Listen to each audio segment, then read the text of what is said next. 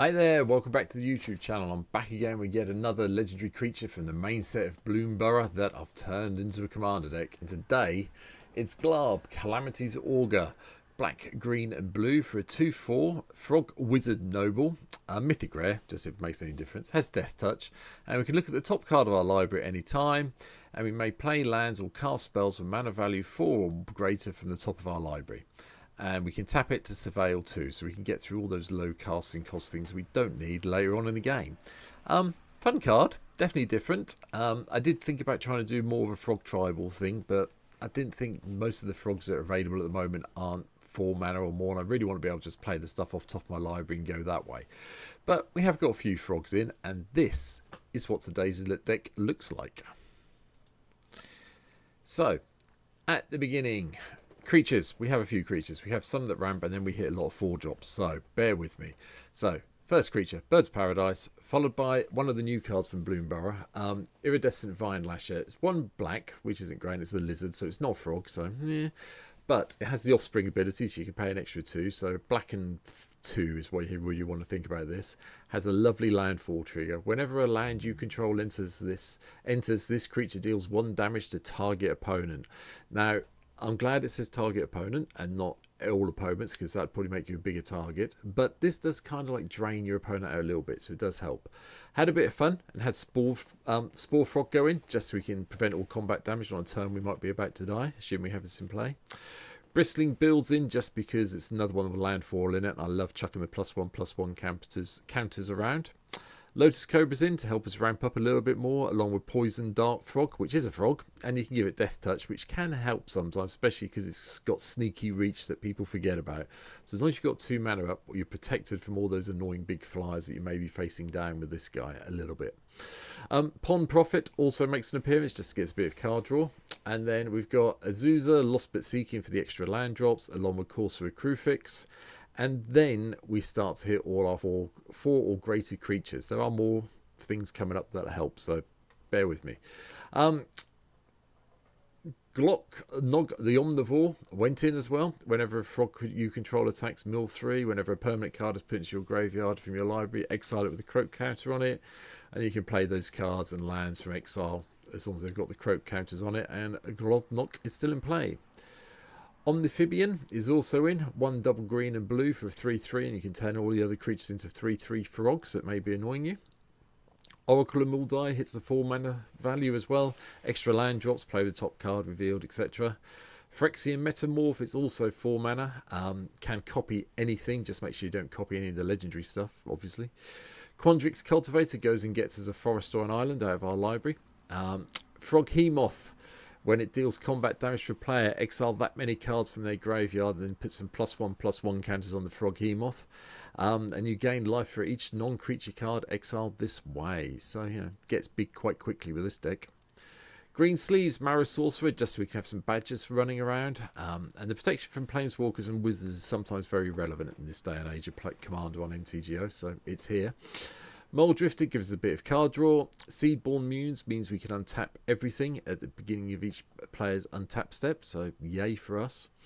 Tatiova, Benthic Druid, comes in, gives us some landfall and a bit of card draw. And we had to have the big frog in. The Gitrog monster makes an appearance in one of my decks for a long time. Play an additional land, sack a land, play whenever one or more lands from anywhere, put in your graveyard, draw a card. So it's here. Along with Vorinclex, couldn't really resist this either. You know, goes and fetches a couple of lands, and then we get to do all the milling and returning creatures, distribution, fighting when we flip it. Azizi, Tyrant of Gearstrait, also makes an appearance. More card draw, more landfall triggers. And then another card that comes in, Lumara, Bellow with the Woods, had to be here, didn't it? Vigilance Reach, Power and Toughness equal number of lands we have, mill 4 when it enters, and then we bring back all the land cards we might have got rid of to the battlefield tapped, which can make Lumara massive very quickly. Muldrotha, the Gravetide, makes an appearance. We can play things from our graveyard. Rampaging Baloths gives us a nice way of getting more landfall creatures into play, along with the Avenger of Zendikar, because, you know, if I'm playing a semi-illicit landfall, they had to be here. And then, just for a laugh, I had to play Yargle and Multani.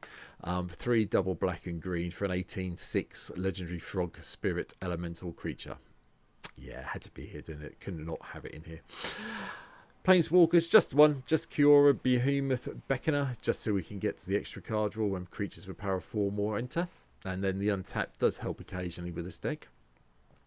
We have a few spells, mainly ramp spells that help us get there, and some big stuff towards the end. So Rapid Hybridization gives us a bit of control along with Counterspell and Growth, Cyclonic Rift. Growth Spiral gives us the extra land card draw and land drop. Heroic Intervention prevents everything from being blown up. And again, another card I haven't played for a long time in any of my commander decks, Life from the Loam. Made sense for me to have this in here. We can return the land cards and dredge more things away if we need to. A little bit risky, but I figured it was worth a try.